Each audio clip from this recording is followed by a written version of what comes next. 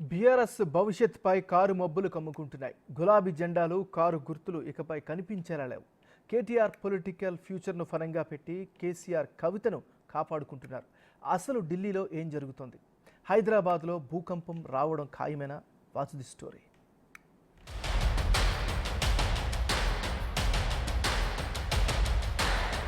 ఉద్యమ పార్టీ చరిత్ర పుటల్లో కలిసిపోనుందా?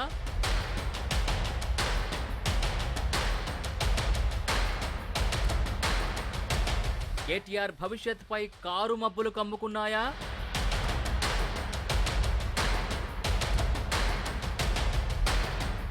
ఢిల్లీలో హరీష్, కేటీఆర్ ఏం చేస్తున్నారు?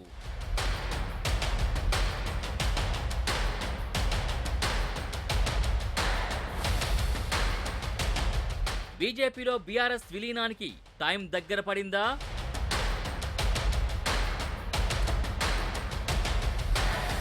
కవిత కోసం కేసీఆర్ అంత త్యాగం చేశారా?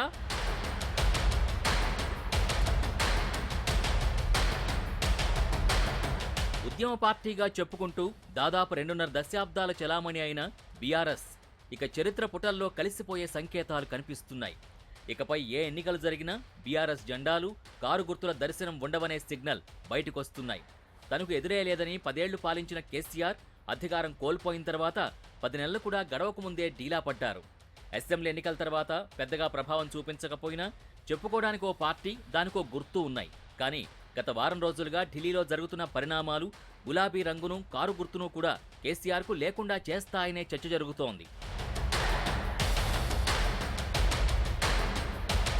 ఢిల్లీ లిక్కర్ స్కామ్ కేసులో అరెస్ట్ అయి తీహార్ జైల్లో ఉన్న కవిత ఎన్ని ప్రయత్నాలు చేసినా బెయిల్ రావడం లేదు.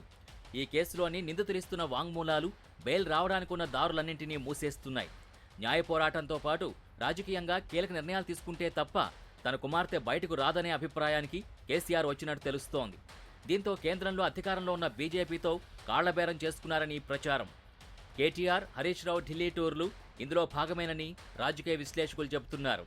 ఢిల్లీలో వారం రోజులు మకాం వేసిన కేటీఆర్, హరీష్ బీజేపీ అధిష్టానంతో చర్చలు జరిపారట.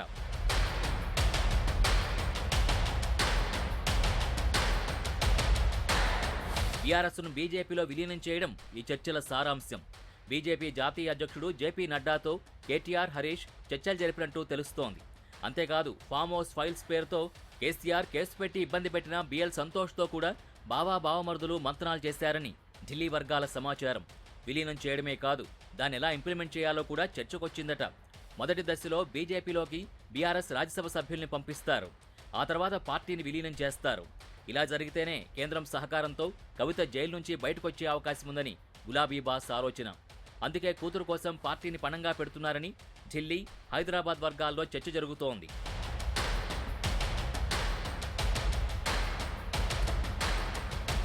తెలంగాణ సమాజం కోసమే స్థాపించానని చెప్పుకున్న పార్టీని కేసీఆర్ చివరికి కుమార్తె కోసం త్యాగం చేస్తున్నట్టు కనిపిస్తోంది.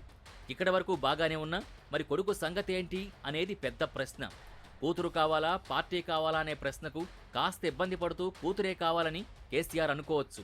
మరి కొడుకు భవిష్యత్తు కావాలా, కూతురు బయటికి రావాలా అనే ప్రశ్న ఒక తండ్రిగా కేసీఆర్ని చాలా ఇబ్బంది పెట్టక మానదు.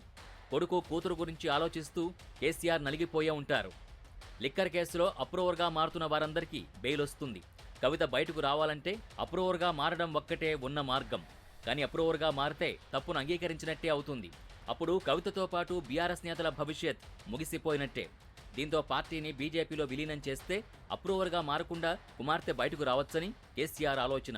అందుకే కేటీఆర్ భవిష్యత్తు పణంగా పెట్టి కవితను బయటకు తీసుకురావడానికే గులాబీ బాస్ మొగ్గు చూపారు.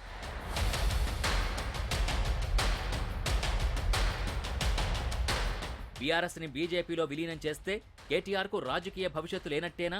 అంటే భవిష్యత్తు ఉంటుంది, కానీ ప్రయారిటీ ఎంత ఉంటుందనేది పెద్ద ప్రశ్న. బీజేపీ మొదట సొంత పార్టీ నేతలకు, సంఘ పరివార నేపథ్యం ఉన్న వారికే ప్రాధాన్యమిస్తుంది. ఇది అందరికీ తెలిసిందే. కిషన్ రెడ్డి, బండి సంజయ్ లాంటి వారు బీజేపీలో కీ రోల్ ప్లే చేస్తారు.